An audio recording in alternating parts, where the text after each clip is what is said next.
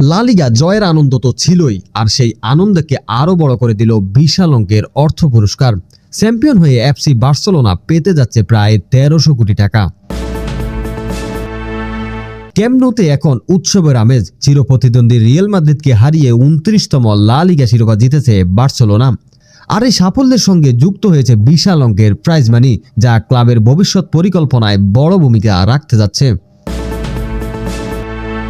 গত কয়েক বছর ধরে আর্থিক সংকটে ভুগছিল বার্সেলোনা। খেলোয়াড় বিক্রি, বেতন কমানো থেকে শুরু করে নানা কঠিন সিদ্ধান্ত নিতে হয়েছিল ক্লাবকে। তবে মাঠের সাফল্য ধীরে ধীরে সেই সংকট কাটিয়ে ওঠার ইঙ্গিত দিচ্ছে। লা লিগা, স্পেনের সুপার কাপ এবং চ্যাম্পিয়ন লিগে ভালো পারফরমেন্স আরও শক্ত অবস্থানে ফিরছে কাতালান জায়ান্টরা। রোববার রাতে এল ক্লাসিকোতে ২-০ গোলে রিয়াল মাদ্রিদকে হারিয়ে লিগ শিরোপা নিশ্চিত করে বার্সা। ম্যাচের ৯ম মিনিটে গোলের সূচনা করেন মার্কুস রাশফোর্ড। এরপর দানি ওলমোর অ্যাসিস্টে দ্বিতীয় গোল করেন তোরেস। এই জয়ের উল্লাসে ফেটে পড়ে পুরো ক্যাম্প নু।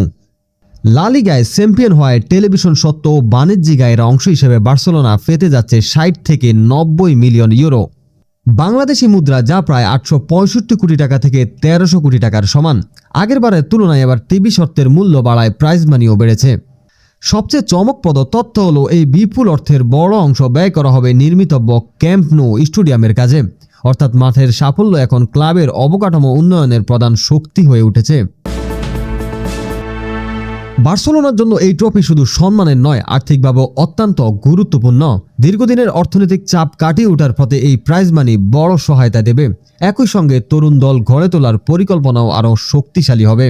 লা লিগা জয়ের পাশাপাশি চ্যাম্পিয়ন্স লিগের সেমিফাইনাল ও স্পেনের সুপার কাপ থেকেও অতিরিক্ত অর্থ পাবে বার্সা। ফলে ক্লাবের ট্রান্সফার বাজেট, খেলোয়াড় ধরে রাখা এবং নতুন তারকা আনার সম্ভাবনাও বাড়ছে। চিরপ্রতিদ্বন্দ্বী রিয়াল মাদ্রিদকে হারিয়ে লা লিগায় জয়ের আনন্দ যেন দ্বিগুণ হয়ে গেছে বার্সেলোনার জন্য।